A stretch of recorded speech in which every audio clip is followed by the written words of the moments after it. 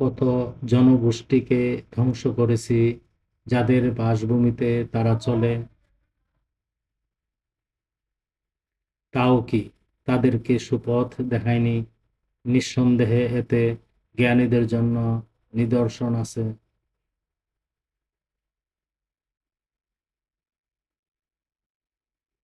আর যদি আপনার রবের পক্ষ হতে সিদ্ধান্ত না থাকত ও নির্ধারিত কাল না থাকত, তবে আশু শাস্তি হতো।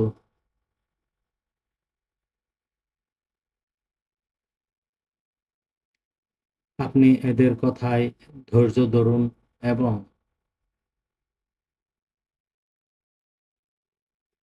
আপনার রবের সুপ্রশংস মহিমা ঘোষণা করুন। সূর্যোদয়ের পূর্বে ও সূর্যাস্তের পরে, রাতে ও দিনে তাসবিহ পাঠ করুন, যেন পরিতৃপ্ত হতে পারেন। আয়াত 128, 129, 130, সূরা তোহা, আল কোরআন।